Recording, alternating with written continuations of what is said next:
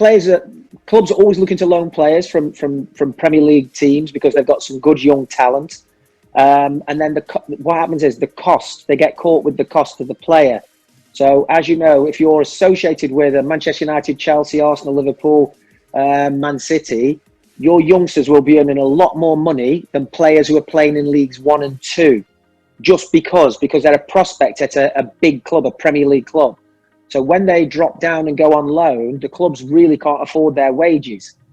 So what you have to do is come to an agreement for a percentage of the wage, or if you get promotion, if you make the playoffs, and try and make it up that way. But now there's less money available from the lower league clubs, because obviously they've gone on to a wage cap. So there should be opportunities for youngsters to get out on loan where you don't recover much money for them, but they get the experience, which is the most important thing. The VAR Show. The one place for your weekly football update.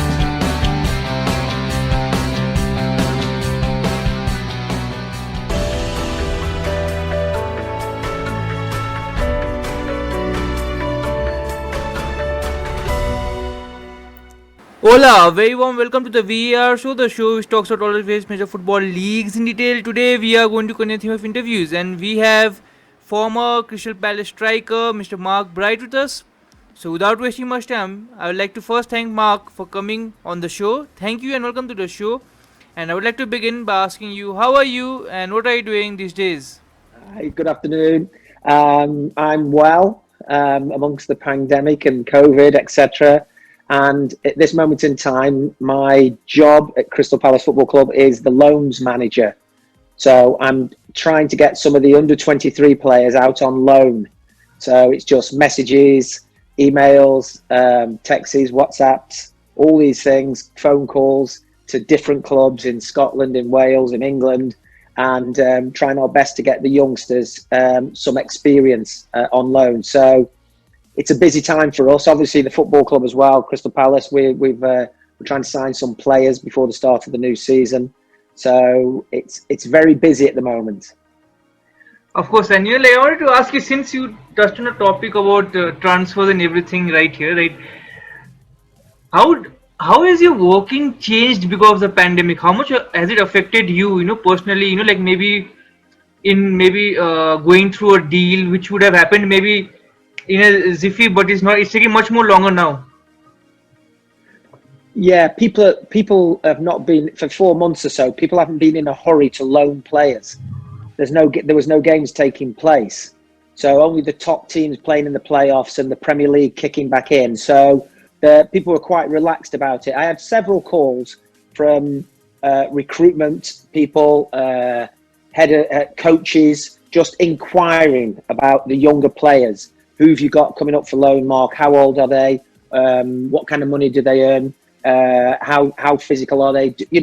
Lots of phone calls, just talking about clubs trying to prepare for when they came out of the pandemic, when it's all over. So mainly everything was done remotely on phone, Zoom, Skype, whatever it was.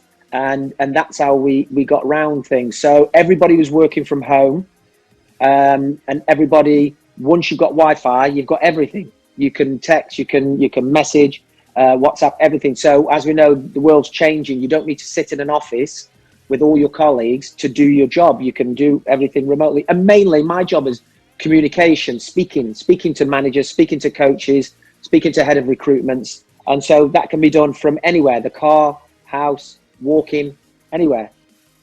Of course, and I wanted to ask you one more thing. Because of the pandemic, there has been a cash crunch, among the clubs, all the way through the ladder and all across the world. So do you think there are more chances of your players going down the leagues on loan that would not have happened if pandemic would not have happened? Because now people are looking only to loan. Yeah, that's a good question. Clubs are always looking to loan players from Premier League teams because they've got some good young talent.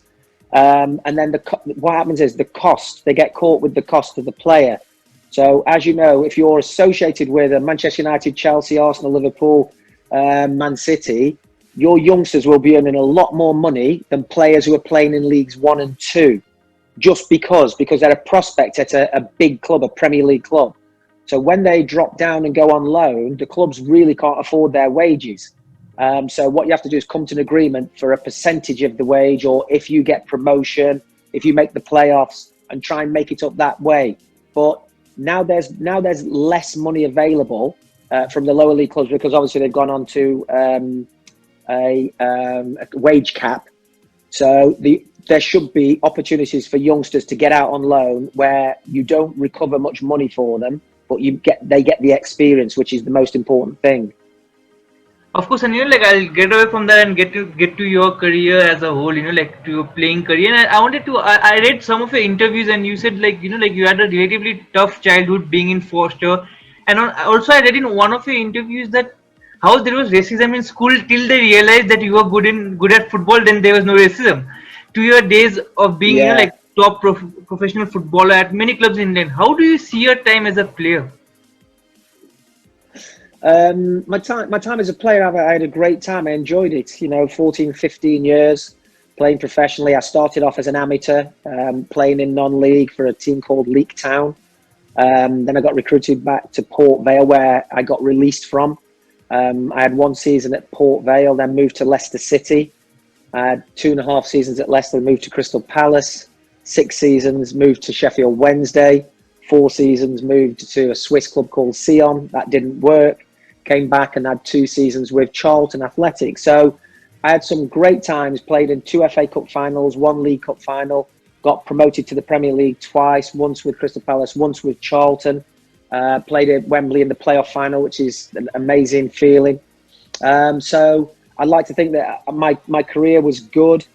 Played over 500 games, scored over 200 goals.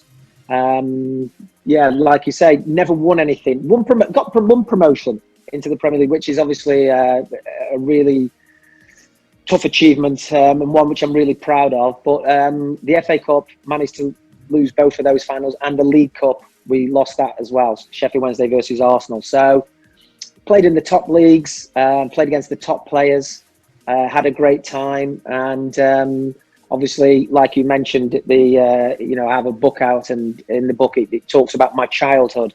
That was a long time ago, and things have improved a lot. There was a program here went out last night, Racism My Story, and there was I think it was 12 contributors, and the program was on for an hour and a half, and everyone was just talking about their experiences as a young person or teenager, etc. So how they were treated, how society treated them, how the police treated them. And that went out last night, an hour and a half, and it was quite well received. I had lots of texts and tweets today just saying, well done on the show. I thought it was really good and balanced. So things are changing all the time for people of colour.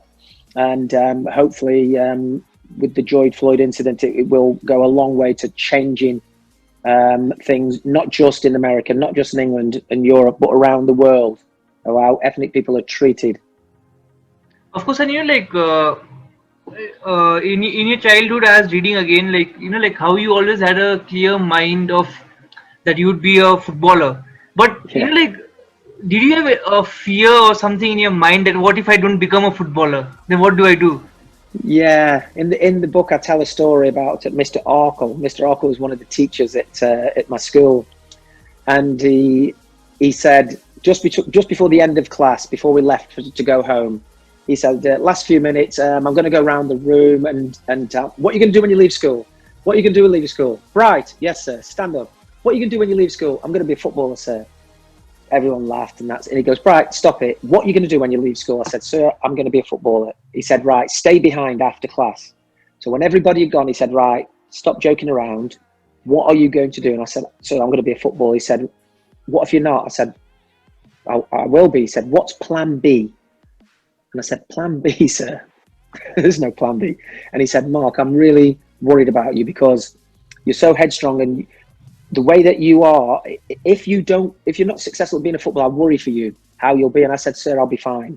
And he said, Mark, I want to be a doctor, but I ended up being a teacher. And I said, oh, tough, sir, unlucky. And I could see he thought, this guy thinks he knows it all. And off I went. So obviously years later, when I appeared in the FA Cup final, you get to the stadium and you have all these messages in an envelope of people you know, school friends, etc. They were called a telegram. You know, now you get the text or the tweet or whatever. And I opened the envelope and it said, "I'll be the proudest man in Stoke-on-Trent." When you walk out at Wembley, you know, make sure you're a winner. So kind of knocked me back a little bit, because I was so assured of what I wanted to do and in life, I realised how lucky I was to achieve it. And my advice to somebody is always, you know, pursue your dream, but have a backup plan, because I didn't have a backup plan, and he was worried for me, and he was rightly worried for me. So when I went back to the school and did a talk, I just said that, you know, all these teachers sitting around the outside of the room are there for your benefit. They all want you to do well. When you get out into the world, it's a very tough place to be. Work is hard to come by, so you have to leave this school with the best qualifications you can. And even though those teachers you think pick on you, argue with you, are always against you, they're not. They want you to be the best that you can be, so that you can have a good career when you leave this school. And I told the story about one of the teachers, but I didn't name him because he was in the room. And yeah, it went down really well. And you know, when I went round the school afterwards doing a question and answer in the classes, everybody was asking me, you know, what I thought when I was sitting there and blah, blah, blah. And I just said, I had an arrogant way of saying, I know what I'm going to do in life and nothing's stopping me, but you have to be lucky. Anyone who gets anywhere in life won't mention their success without the word luck, because you need luck on your way. So, and I know I had that. And I try and encourage others who are below me now, in terms of like coming up, the schoolboys, the young academy players, the young professionals. You sit and have a little conversation with them. I don't talk about my past per se. I just talk about how the challenges shape you. And no one achieves anything without struggle. You know, there was a time when everybody struggles a little bit, and you question yourself whether you're going to be good enough or not, and you have to believe in yourself. There's a very few people like Cristiano Ronaldo, Lionel Messi, that, you know, they will have struggles, but not like other players have struggles. You know, they're playing first team football at an early age. Their struggles are not winning the World Cup or winning, you know, the Champions League. Whereas our struggles, my people of my ability, are you going to play in the top flight? Are you going to have a career? Will you get another contract? So, you know, reach for the stars. That's my message to the youngsters. Reach for the stars. Keep your feet on the ground. Work hard. You get a short period of time to try and prove yourself as a player. Work hard. You know, 16 to 18, you've got to make a decision then whether we give you a professional contract or release you. So we can have a player who comes and joins us at 8 years of age. 10 years later, at 18, we say, I'm sorry, you're not good enough. That's heartbreaking for the family, for the player. But they have to show their worth then. They have to go and find a club and prove us wrong. Of course, and like I wanted to touch on one topic that you mentioned about your book. And you know, like, when did you feel, or what incident made you feel that, okay, I should write a book? My son, really. My son is now 20. It's difficult because he's had such a good upbringing. You know, his mum's excellent and she's done well with him. We are divorced, but you know, she's a good mum and we still see each other and mix. But he's very privileged. He hasn't experienced anything I've experienced. And I think it's very hard to sit down with your kids and then trying to explain how tough it was for you and how privileged they are, because it's very difficult to get that message over, because they've all got iPads, they've all got MacBooks, they've all got iPhones, they all go to posh schools, right? So he was the kid that I envied when I was small, who the parents drive nice cars, live in the big houses on the other estate. They go to the nice schools. We went to the rough school. So I didn't want to sit there and try and have a conversation with him over a few hours. He's not going to concentrate that long. So I decided that the time was right. A few elements came together. A journalist I knew asked me if I thought of doing a book. And so I thought it'd be a good way to, it's always there for anyone to read about one person's, not struggles, one person's backstory of, just because you had a bad start in life doesn't necessarily hold you back. You know, I was brought up in care. We were in a foster home at first. And, you know, you have to be the best that you can be. So I wanted to write it for my son, who hasn't read the book yet, because I asked him, and this book was out like nearly a year ago, November. And he said, no, I haven't got round to it yet, Dad. I mean, the university broke up and closed, and he still hasn't read it. So everyone says that he'll read it in his own time. So the message for anyone else who's brought up in care, anyone who thinks they've been disadvantaged, you know, there's a success story around the corner for everybody. Of course, and you know, like I would give another suggestion that you should try for an audio book too. You know, like maybe Yes. listen to that. You know what? When I asked the publishers, they said there should be an audio book out. So some people like to listen. I'm not. Well, I haven't done the audio book because I think it'd be a bit too much listening to me for about 5 hours. But some people like audio books. It doesn't matter. It doesn't matter how you enjoy it. How you. If you like reading, great. If you don't, you can listen. That's fantastic as well. And when you write a book, loads of people send you books.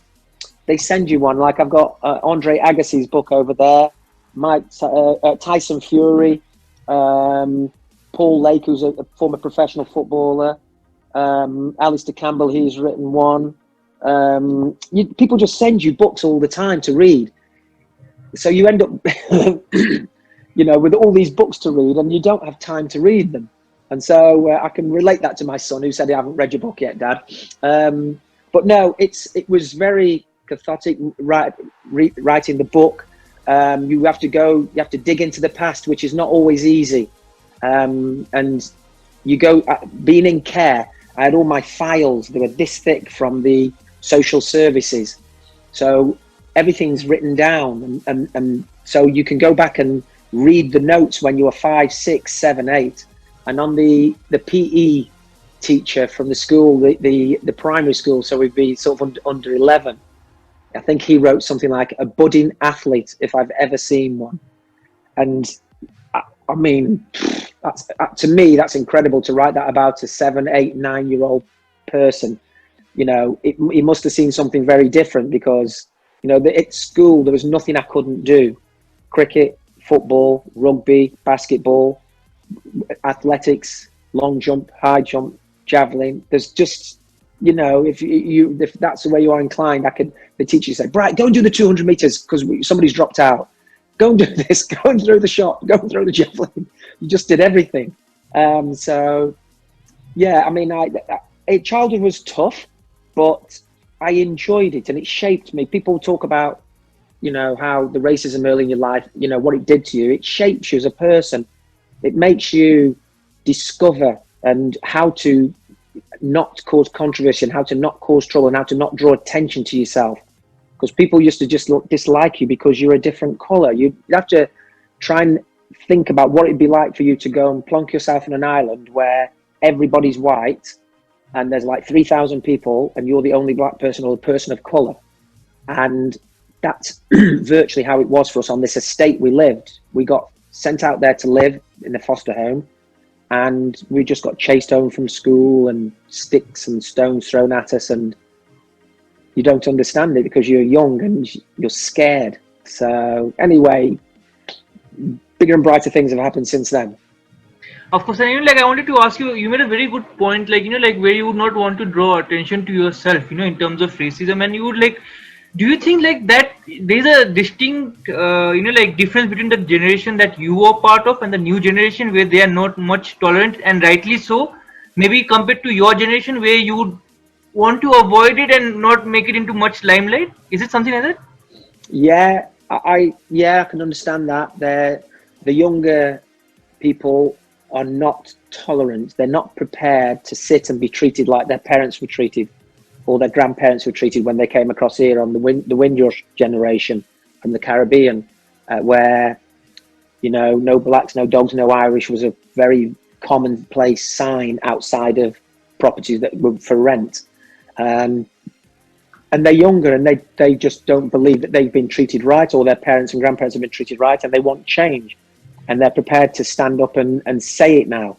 You know, the Black Lives Matter movement has been very impressive. You know, you watch those rallies and there's as many white people as there are black people or people of colour. So I think that when something that important is embraced by all nations, I think there's a chance of things changing for good. Obviously, the George Floyd incident in the States was horrific viewing. And what if that wasn't taped on somebody's phone? You know, what if that was one of those incidents that just goes unseen but goes down as an accident, or he stopped breathing, or we got into hospital and he was dead, and you know, it was all covered up. It's a different era now. CCTV, you know, personal phones with great cameras on them, you know, sort of like the quality now is very crystal clear. There's no sort of wondering, is that the police officer, is that the guy who burgled it, is that, it's very clear. And I think it was Will Smith who said, you know, racism is just being filmed more now. Nothing's changed, just people are getting caught. The actions are getting caught by just general public with their telephones. If there's an incident on the bus or the tube or whatever, the first thing people do is get their phones out and record it. And then it's posted online and we all see it. An argument on an aeroplane and all these things we see. And some things are very ugly and not nice and the language is terrible, but a lot of other stuff is getting seen. And that hopefully will trigger people into making changes. Of course, and I'll move out from that little bit, you know, like complicated and dark topic to again your playing career, and your partnership with Ian Wright is very well documented. You know, like the amount of success you had. What made you special? Like, how do you click? That was that's a good question, because people just said we were telepathic. It just clicked. We had to work hard at it. We had to work hard in training. The first season or half season we played together, he had 7 goals or something, or 8 goals, and I had 7. And we said that's not enough. That if we say we're good, you know, we've got to get double figures each. We've got to get, you know, between 15 and 20 goals each. So we started to work on get attacking crosses, our finishing left foot, right foot, our heading, and then we just carried on working at it. We had some good coaches at the football club who worked with us on little plays we'd do together, flick it with the outside of your foot, spin the other way, chest it to the other person. All these things we had to work on the training ground. You don't just walk onto a pitch and it happens. You have to work on these things. So we had a very good combination. We scored roughly the same amount of goals each. Obviously, Ian went on to success in the Premier League, the FA Cup, the Europa League, England. So it was a great period for the football club because we did ever so well. We got promotion, played in the FA Cup final, and then we finished 3rd in the league in 3 consecutive seasons. So that's kind of, you know, my best period, I think, as a player, where promotion was brilliant because we were promoted to get to the elite, to Liverpool, to Man City, to Arsenal, to Chelsea, Man United. We wanted to play those teams. And then we got to the FA Cup final, which is, to me, watching football, the Champions League or the old European Cup didn't appeal to me as much as the FA Cup, because the FA Cup was tangible. You could get to that FA Cup final. Only the elite could get to the Champions League final. You had to play for one of the top teams. Back in when I was playing, it was only the team who won the league who went into the Champions League. You know, that's why it was a straight knockout competition. You know, home and away, out you go. There was no group stages. It was the, you know, strongest survive. And if you had injuries at the time the game came, unfortunately, you were out of the competition. So the FA Cup was the dream for me. I could see that and watch that every year and watch those players go up those steps and lift that cup. And so that was my goal, to win the FA Cup. So when we got to the final, you just think this is going to be job complete. You know, we end up drawing 3-3 and then lose the replay 1-0. Then we get there again. I get there again with Sheffield Wednesday and Arsenal, and goes to a replay, and then, you know, Ian Wright scores in the replay and ruins my day. So yeah, we both used to speak when we used to share, you know, room when you used to share in the old days about getting to the FA Cup final and winning the FA Cup and running around Wembley with the FA Cup. And, you know, you dream, like all kids should dream about doing those things, because one day the dream will come true. Of course, and you're like, my next question or doubt that I had was, you know, this again, you can correct me if I am wrong in any fact, because all of my facts comes from internet, and which may or may not be verified. So, you know, like you had an unsuccessful spell at Leicester City where you were bought in to replace Gary Lineker, which was kind of difficult, and your morale was down, but similarly you were also bought into Crystal Palace to maybe kind of replace Andy Gray, who was moved behind. Like, he was played more in midfield. How was it Yeah. different in the two situations? Like, Yeah. like, why did you have a success at Crystal Palace and not at Leicester? Like, according to you, what do you think when you Yeah. look back? Yeah. That's a good question, and it's a tough one to answer. But I went to Leicester City after one season as a professional. I was young, 21, and I played alongside Gary for the first season. Gary Lineker was the main striker. Gary Lineker and Alan Smith were the main strikers.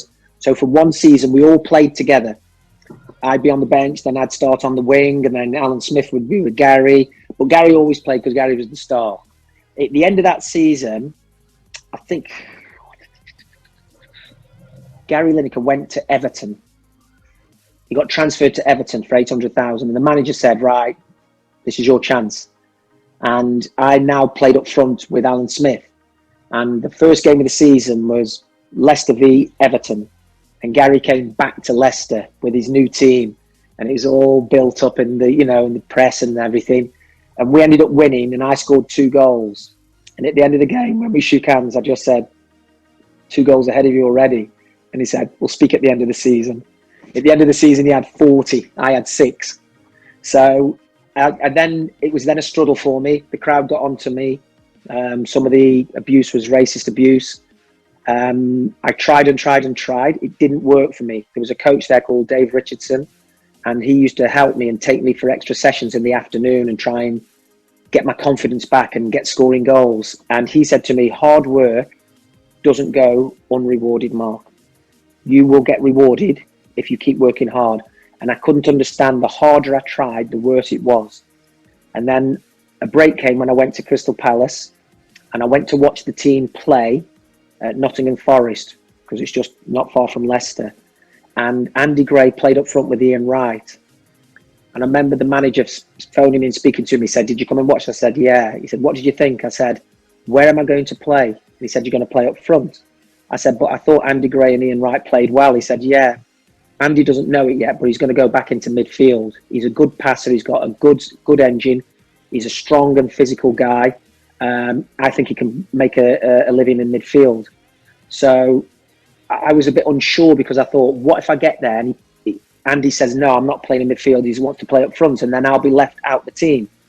But anyway, I trusted Steve Coppell, and he put Andy Gray back into midfield, where he was a sensation. He played for England. He ended up playing for England. There's nothing he couldn't do. He had a great shot. He was a great passer. He was really strong. He was powerful. He was quick, and he was hard to beat. So Andy had a great career playing in midfield when he was a number 9. So it worked for me at Palace, because obviously it was a new lease of life for me. I teamed up with Ian, and we got a combination going. And then we had the manager added younger players into the squad. And so we had a young, vibrant squad, and he chose players who'd been rejected by bigger clubs or released, who had a point to prove. That's what he thought. So we had an excellent team, which obviously we went on to get promotion and then playing the FA Cup final and finished 3rd. So that team was an excellent team. So the answer to your question is, luck played a part in it. Teaming up with Ian Wright played a part in it. And at Leicester, like most players, will have a move which doesn't work out for them. Not for any particular. Sometimes it doesn't work. The person out the club doesn't suit you. And when people say, "Well, if your recruitment's right, you recruit the right player." Yes, you do, but still, sometimes it goes wrong. We all know good players who've moved to a club, and it doesn't happen. We can name 3 straight away. We can say Lukaku didn't happen at Chelsea, De Bruyne didn't happen at Chelsea, and nor did Mo Salah. They were all at Chelsea, but never played. So they sold them. So and it's worked for them elsewhere. So that's what happens in football, and it's happened in the past, and it will happen in the future.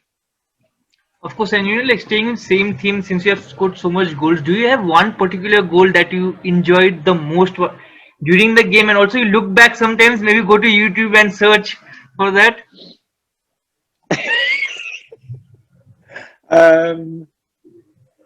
I'll tell you, no, because what happens now through social media, through various football clubs you play for, on certain dates, 20 years ago, 25 years ago, 10 years ago, they post videos, clips. On this day in 1990, we played in the FA Cup semi-final. On this day in 1995, Sheffield Wednesday beat Sheffield United. It was all those things. So you watch some of them and you enjoy watching them and laughing. But there's some really good goals I scored, some important goals. There was one for Sheffield Wednesday against Sheffield United in the FA Cup semi-final. So as you can imagine, Arsenal played Tottenham in one FA Cup semi-final, and Sheffield United played Sheffield Wednesday in the other. Both games were at Wembley, and Chris Waddle scored a wonder goal, like an amazing shot from maybe 35 yards, and it went to extra time. And a corner came in, and I jumped up at the near post and headed it, and it went down and in, and it was the winner. And it was like the best feeling for me, because the city, everybody was at Wembley on that game, 80,000 people, the two teams, and we had the better team, we had the better players and the better reputation. And, you know, we just missed loads of chances. I missed loads of chances. And then when it came to it, I scored this. It was a simple header. You know, it just came over Brian Dean, who was in front of me. He couldn't reach it. And as it came over, I just headed. As soon as I headed it down, I knew it was going in. And it just bounced up into the back of the net, and I just spun away and obviously jumped in the air for joy. So it was a great moment for me personally, for the club, and for our fans against the local rival. If they'd have won that game, you forever listen. You'd have to hear about from them, from the United fans. But yeah, so it was one of the important goals. But you know, to say it was the best goal wasn't the best goal, but it was a big goal. So okay, so like you are involved with the U23s and also in various other capacities. So was coaching something that you wanted to ever try a hand in? When I came to the end of my career, I did my UEFA B badge, which allows you to obviously to do some coaching in the academy, which is what I probably thought I wanted to do. There was a head of the academy coach who tried to get me involved, and I said, "Oh, I don't think coaching's for me." But in the end, he convinced me to come down to the club and help teach some of the youngsters, 10s, 11, 12s, up to 16s, doing some finishing. So it's called position-specific coaching. So I was a striker taking the strikers, and it was just sort of chest and volley, little heads and volley, instep volley, you know, thigh, all technical stuff that I tried to help them with. Because I said, if you get this at the start of your career, you'll always have the technique to carry you through your career. Coaching a team as the under-18, the under-16, the under-23 is not what I wanted to do. Being a manager in the Premier League or whatever is not what I wanted to do. I didn't think that was my go-to thing. I didn't have a calling for that. I just didn't. I had the opportunity. I had a couple of guys who went into management who said, "Do you want to come with them and, you know, be the assistant or be the coach?" And I just didn't see myself doing it. So, you know, I had a couple of opportunities, said no, and went down the media route and the ambassador route for Palace, and then obviously joining the club full time. So coaching wasn't my calling, and I think I've made the right decision. Of course, and moving forward with that, as a player, were you superstitious? Like, did you have any particular routine that you used to follow? Yeah, I think everybody does. If you scored, you'd wear the same tie or the same shirt or the same jacket, the same shoes. If you had 2 or 3 different pair of boots, if you scored, you'd wear those pair of boots the next game and get changed in the same place. Put this, you know, just do all those things that people did. And then in the end, towards the end of my career, I thought, superstition, it doesn't work. It doesn't work, because if you wore those shoes and you scored every time you wore those shoes, you would wear those shoes every day, every game. So people like to go out last, people like to go out third, people like to go out fifth because it's their lucky number. You know, 1, 2, 3, 4, move. I have to stand there. Why?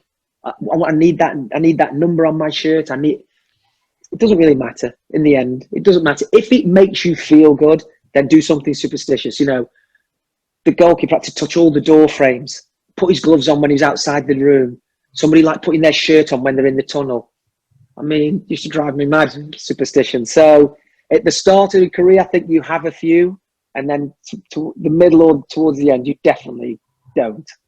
But sometimes you used to take a certain route say that there was a bit of traffic and you thought, oh, do you know what? I'm going to turn off here. I'll turn off and then come back around, beat the traffic and get closer to the ground. If you did that and you played well and scored, the next week or the week after when you're playing at home, you say, I'm going to go the same way. I'm going to do this. I don't know why you do it. It doesn't work. It doesn't work. Of course, and like if it works, like whatever floats your boat. I mean, for whoever Yeah. is playing it, whatever. So like moving on from that, if you had to choose one coach or a person who had the biggest influence in your career as a whole, who would that be? That's a tough question, because Steve Coppell was a huge influence because of buying me and giving me the opportunity. I had some coaches, a coach at Port Vale, a guy named John Rudge, who was the coach and then ended up being the manager. He was a huge influence on me. And there's been lots of people who play a part in your success. And it is very difficult because you're always afraid of leaving somebody out. But there's many players who help you along the way, coaches, teammates, people outside of football who give you good advice. So behind success has many fathers, and failure is an orphan, as they say. So there are lots of people who've helped me on the way, and there'd be far too many to mention. But the people who help me know who they are. They don't need to say anything. They just know. But everybody needs somebody that they can trust. When things aren't going well, someone they can call. Men's mental health is now a big issue in the game, and it's been identified. And we have psychologists who work with the club. We just had a new one take over now with the under-23s, and they're great for the players who are a little bit unsure of themselves. And as I said before, everybody doubts themselves. You get to that stage where you doubt yourself a little bit. Very few are an exception who don't doubt themselves. But we have people in place now at the club who the players can go and speak to in total privacy. They don't report that to the manager. They can't. It's the clientele agreement. You can't leak stuff. With the players coming to you, and it's all confidential. So it's lots of people help me in football. And like I said before, they know who they are. Of course, and we are moving to the end, and I'll ask you, you have of course given already so much advice, but if you had to give one particular advice to a young player who is just starting out their career, what advice would you give that person? Hard work. Simple. Everybody will tell you need a bit of luck to be successful, but the one thing that does win everybody over is when you work hard. The players don't stay behind as much as what we used to stay behind. Stay behind to do shooting, stay behind to do heading, stay behind to do, guys taking free kicks or taking the corners. If you work hard, you'll get rewarded. And when you think you're working hard, someone will always be working harder than you. You've got to focus and got to have a plan. You've got to know where you want to be in certain stages of your career. And it won't just happen overnight. You're not going to get up, go out the house, get in your car, go to the training ground and be better. You have to work at it. You must have seen the Netflix Michael Jordan series, which I think was the timing of the release and everything was amazing, because I'm an older generation, so he's the Kobe of the younger people. I've mentioned that obviously Kobe is talent wise. They say that I watched Michael Jordan and just thought, this guy is such a hero. Everybody wanted to be Michael Jordan. He was so good.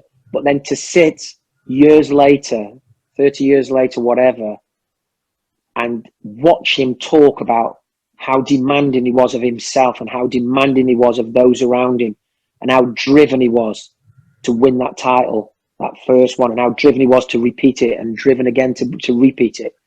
I think it's so inspirational that, they said that Michael said, I'll see you in the gym tomorrow at 6 o'clock at night or 6 o'clock in the morning. And he'd be there. And, if you're not doing these things, how are you going to be the best? So Lionel Messi, Cristiano Ronaldo, I use those two as an example because they're so outstanding, and longevity. And, those two have been involved in the Ballon d'Or, in a sort of 1v1 for years. But if you say you want to be one of the best players, what are you doing to achieve that? Are you working hard? So all the players get their clips sent to them. We can see if they've watched them or not, or whether they've downloaded them. And sometimes they don't even download them. And what you want to say to them is, if you're not taking an interest in your career, who would you expect the coach to? You've got to be looking and saying, right, I am not very good with my left foot at crossing. I'm not very good at clearing it with my right foot. I'm going to work on that. I'm going to work on my heading. My heading technique needs to improve. So all these things you can see, or if you ask a player, tell me the 3 things you're good at and tell me the 3 things that you need to improve. Every player will tell you their strength and weakness. Yet when you say, have you been working on your left foot? Have you been working on your heading? They'll kind of say, well, I did 5 or 6 headers after training. What's that? What is that in the bigger scheme of things? If you take the guy who watches you on the terraces and cheers you and say to him, here you go, you're going to be at this football club for 1 season, work as hard as you can, he'll show you how to work. That one guy, because he won't have the ability, but he'll have the work ethic. And what we have is kids who've got ability but don't have the work ethic. And when they find out? When we release them and they can't get another club, or they don't get the club they want, or don't get the money they want. And I try and stay in touch with all the kids who we let go or we release and they get another club and they start their career to lower level. Try and stay in touch with them and ask them if they could come back and do one thing, what would they do? And they say, work harder. Of course, and I'll ask you, I got one question, okay? And how difficult is it to say to a player that he or she is being released? That is, I think, the most difficult thing I've had to do, along with 2 other people. There was 2 other people in the room, coaches, and we sat behind a desk and they have 10 minutes spells where they come in, we sit and chat to them, and then they leave. And it's called retain or release. And you have to have these conversations at the end of most seasons. And the manager said to me, I want you to be part of that because you've been there. You've been released and you know what it's like to bounce back. So I want you to be part of that conversation. The night before we had to tell them, I didn't sleep. And the night after we told them, the next day, I didn't sleep because I felt so bad of crushing someone's dream. And basically, I've had it done to me and I know how it felt and it's horrible. So I didn't want to be part of doing it to someone else. But the manager asked me to be part of it because I said to him, I've been where you've been. It's not easy, but you can bounce. You can drop down and come back again. You've got to show the right attitude. So in answer to your question, it's the toughest thing to say to somebody because some people cry and some people collapse and just, they can't believe it. And one kid, he was everything, getting a player's career. It was everything to him and his family. And he burst out crying and put his hands on his head on the desk and said, don't do this to me, please. It was horrible. Of course, and that's very sad, someone has to take the call. And yes. Yeah, it's very tough. It's very tough knowing that, we're saying at this moment in time, at this football club, we don't think you're going to progress. So what we're going to do, we're doing you a favour by letting you go somewhere where you might get into the first team and progress. They don't see it as that. Whereas that's what it is. That's what it is. This is where we're at. This is what you have to do. This is what you need to do. And it's a very difficult conversation. It's just so hard to have.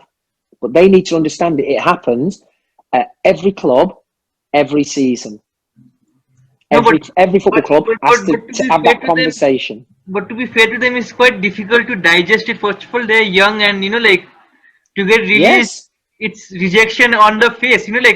Although you might have good motive that, they'll go and develop somewhere else. And there are past stories of great players who have done that. But yes, absolutely. It is very difficult. It's disturbing. And I don't think you ever get used to doing that job. If that's the one job, if you're a policeman, you have to knock on somebody's door and say, we're really sorry, Mr. and Mrs. X. your son's been involved in a car accident, or your daughter's been involved in a car accident, and they're in intensive care or whatever. Right, somebody's got to make that go and have that conversation, and nobody wants to be the person who does it, because it will not get any easier.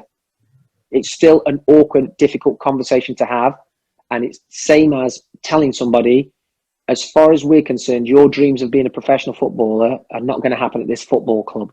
We're not saying it won't happen somewhere else, but we don't think it's going to happen here. That's a difficult conversation.